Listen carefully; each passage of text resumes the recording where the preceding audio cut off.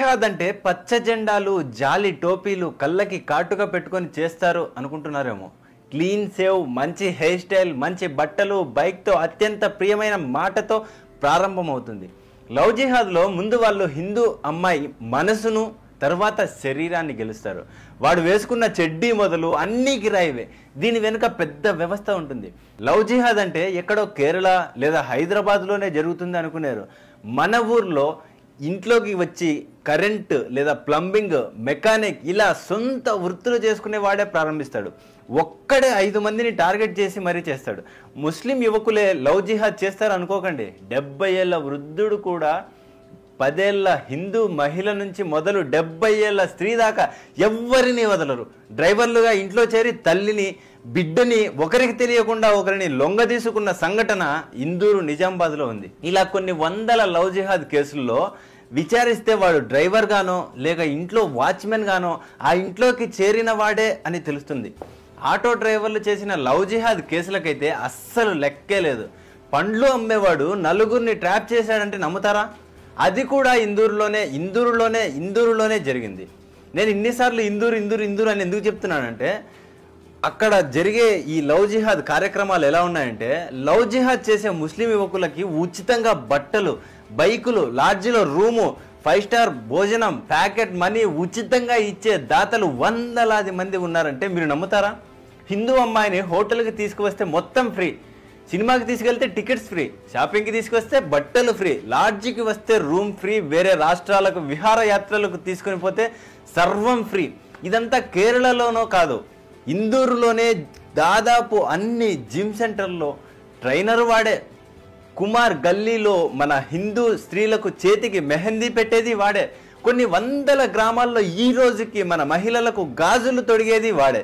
హోటళ్ళు, జొమాటోలు, క్యాబ్లు, ఆటో డ్రైవర్లు ఇలా ఒక్కటేమిటే, మన నిత్య జీవితంలో సగానికి పైగా పనులను మనమే వాళ్లకు మార్గం సుగమం చేశాం. మన ఇంట్లో ఆడవాళ్ళని వాడికి అప్పనంగా అప్పచెప్పేశాం. ఈ తప్పు ఎవరిది? మనది కాదా?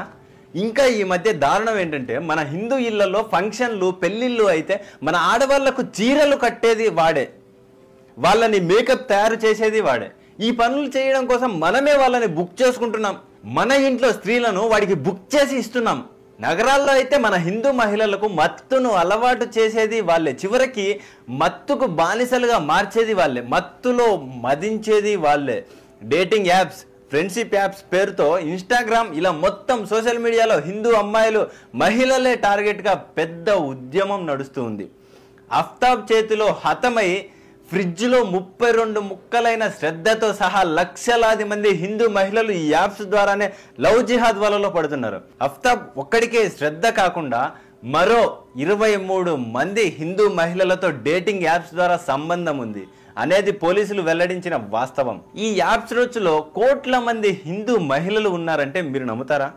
ముఖ్యంగా బతుకు తెరువు కోసం గల్ఫ్ వెళ్ళిన వారి భార్యలు, కూతుర్లు, ఒంటరి మహిళలు వీళ్ళ టార్గెట్లో ముందుంటారు. సాఫ్ట్వేర్ కంపెనీల్లో అందంగా కనిపిస్తూ లక్షల మంది హిందూ అమ్మాయిలను చెరిచేశారు.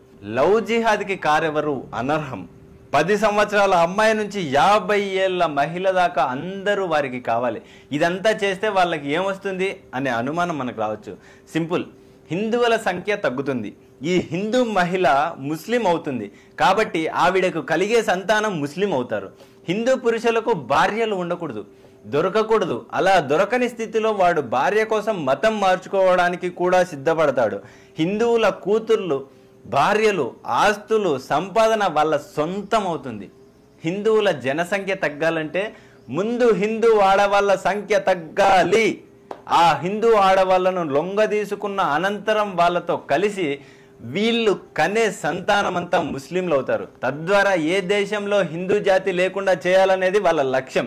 హిందూ పురుషులు జీవితం అంతా కష్టపడి ఆస్తులు సంపాదిస్తారు. వాడు కేవలం మన ఇంట్లో పిల్లను చేసుకొని ఈ ఆస్తిని అప్పనంగా అనుభవిస్తాడు.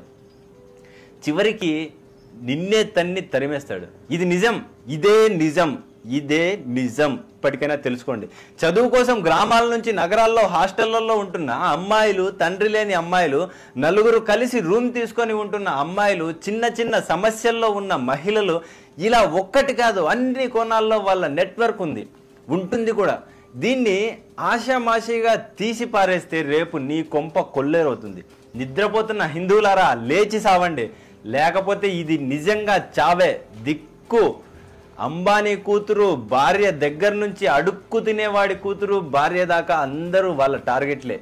ఎవడి స్థాయిలో వాడు ప్రయత్నించి పడేస్తాడు. నువ్వు జీవితం అంతా నానా తప్పులు చేసి సంపాదించినదంతా ఒక్క రాత్రిలో నీ కూతురే వాడికి దోచిపెట్టేస్తుంది. ఈ బాధ భరించలేక నీ గుండె ఆగిపోతుంది. అప్పుడు నీ కథ సుఖాంతం అవుతుంది. కేవలం హిందూ మహిళలే వీళ్ళ టార్గెటా? కాదు, హిందువులు మొదటి ప్రియారిటీ. క్రైస్తవులు, నాస్తికులు, సిక్కులు, జైనులు, పార్సీలు, ఒక్కరేమిటి ముస్లింలు కానీ వారందరూ వాళ్ళ టార్గెట్లే. కాబట్టి మన ఇళ్లలో ఆడవాళ్లకు ఈ కుట్రను అర్థం చేయించండి. అర్థం కాకపోతే ది కేరళ స్టోరీ సినిమా చూపించండి. ఇది ఈరోజే ఇప్పుడే చేయాల్సిన పని, లేకపోతే ఇక అంతే. ఓ హిందూ మేలుకో. నీ తల్లి నుంచి మొదలు పెట్టి నీ తోబుట్టువులు, కూతురు, బంధువులు అందరికీ లవ్ జిహాద్ గురించి చెప్పు, అర్థం చేయించు. అర్థం కాకపోతే ది కేరళ స్టోరీ సినిమా చూపించు. నీ కుటుంబాన్ని నువ్వే కాపాడుకో, లేకపోతే ఫ్రిడ్జ్లోనో సూట్ కేసులోనో రేపటి రోజు చూడాల్సి వస్తుంది నీ కూతురును, నీ భార్యను.